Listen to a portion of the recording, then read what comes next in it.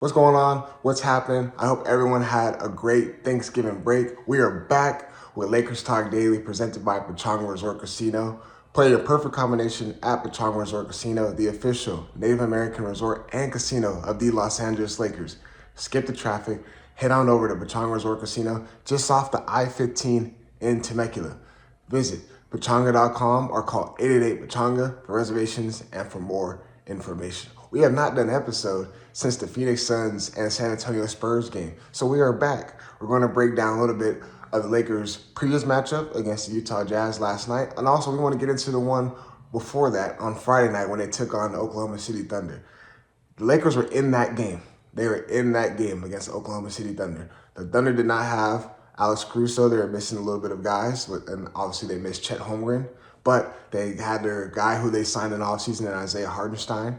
So the Thunder were ready to go, fully loaded. This Lakers team, it surprised me how well they came out in that game. They came out hard. They were playing both ends of the floor. They were flying around, dying for loose balls. We got great production out of Max Christie. He's been doing a great job in these couple of games of giving production off the bench and also stepping up and being ready to go when his name is called in the starting rotation as well. Dalton Connect, we realize the capability that he has had with this Lakers team. He is more than capable of scoring.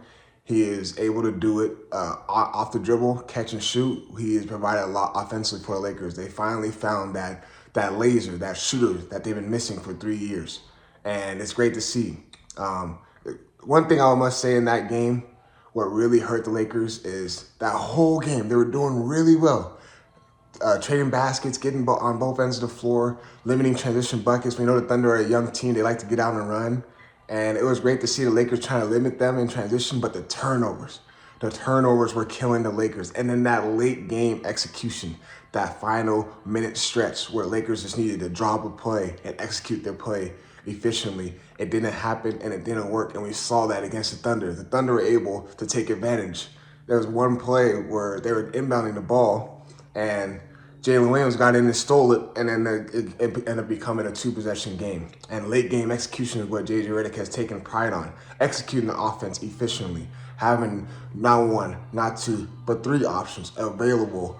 If one option's taken away, all right, here's a counter for you guys. And the Thunder did a great job of taking that away and making it difficult to get the inbounding pass in, and that's what happened. And the late game execution bit the Lakers in that game, but it was great to see that they were competing 48 minutes throughout that game. And I was glad to see that it came down to late game execution, something that can be fixed towards the end. You go back, you watch the film, it can be corrected. So it was great to see that game.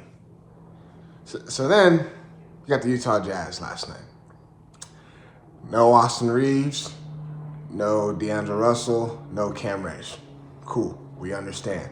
So we come in this game, got to have a lot of the two-way guys come in and step up. We saw quite a few minutes for Jalen Hood-Schifino. I thought he did really well coming off the bench. He provided a lot of spark for the Lakers.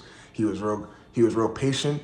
He didn't turn the ball over. He was smart, being a smart basketball player, and took the shots that needed to be taken. The offense obviously was ran a lot through LeBron James and Anthony Davis. We saw them shoot the ball a ton in that game.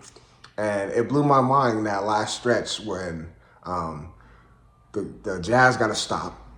They dribble down the court.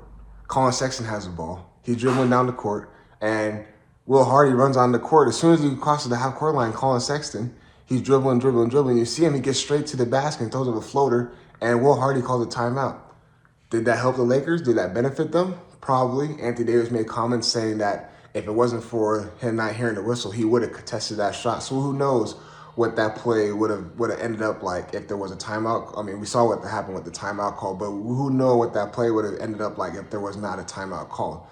Me personally, I was not expecting a timeout. Normally, when a game like that, in that scenario, in that situation, you expected a guard like him to take it up the floor and to get the best shot you possibly can, because Lakers at that point have to play transition defense. But that call did help the Lakers, because now you get to set up your defense and have it more structurally and being able to take things away. And obviously we saw what the Lakers did. That was a great stop, what they did at the end, getting three guys crashing to the ball and having them shoot a contested shot that ended up getting blocked. So, hey, without Austin Reeves, without Deondre Russell, without Cam Reddish, Lakers took care of business on the road. So now they got the Minnesota Timberwolves tonight, a team who they have already beaten and a team who are struggling to find their identity. We'll get into all that and a little bit more as soon as I let my partners at Pechanga give you guys a quick word. At Pechanga Resort Casino, you can rock and roll, sip and slide, twist and shout. Play your perfect combination at Pechanga Resort Casino, official Indian gaming sponsor of the Lakers. So, as I mentioned, Lakers take on the Minnesota Timberwolves tonight. They're traveling on the road. This is a feisty Timberwolves group. They're trying to find their identity. You know they don't have Karl-Anthony Towns. They traded him.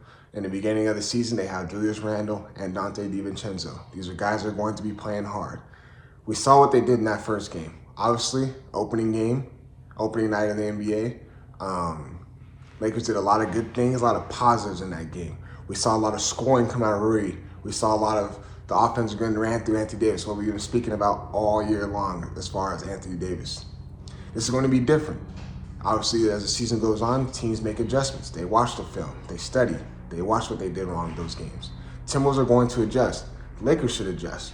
We don't know if Austin Reeves or D'Angelo and Cam Reddish will be available. Hopefully, they will be available tonight. Because this is going to be another Western Conference opponent who is in the mix. The Timberwolves are in the mix in the play-in and obviously the playoffs seeding. This is the game that's going to be Anthony Edwards' game. He's going to go out there and try to score at will. We know Anthony Edwards is when it comes to him facing the Lakers. Anthony Edwards is a guy who can do it all. He is a great on-ball defender, but again, when he comes in offense, he looks to pull up in transition. He looks to get out and run. So how are the Lakers going to do? They need to clog up that paint. Make every single shot for Anthony Edwards difficult. Make it difficult for him to score. This is a big group. Rudy Gobert, you know he's going to be a force down low. There's going to be a lot of rebounding issues. We're going to have all five crashing the glass. Like seeing what the bench production has been doing. Max Christie has been doing a great job of buying those minutes and being ready to go. Jalen Hood-Schifino, great to see him. Like we mentioned earlier, he did a great job. LeBron praised him after the game, saying, "I'm glad he's able to step in, be ready to go." And we need that. This is a team that needs that fluidity off the bench, the camaraderie coming off the bench, all in, buy into the process. This is going to be a great and fun game to watch. It's going to be up and down battle. Can the Lakers get stops when needed? Can they get one stop in a row? Can they get two stops in a row? Three stops in a row? Can they get a lot of turnovers? Can they be the team to force turnovers and make the Timberwolves run their offense all the way through, limiting them to one possession, limiting them to one shot? This is going to be a fun game to watch, and I expect the Lakers to come out there and play hard. 48 minutes. It's been a story with this team. 48 minutes. Come out here, have a great first half, but also have a great start to the third quarter. Finish games out. Close it out like you're capable of doing.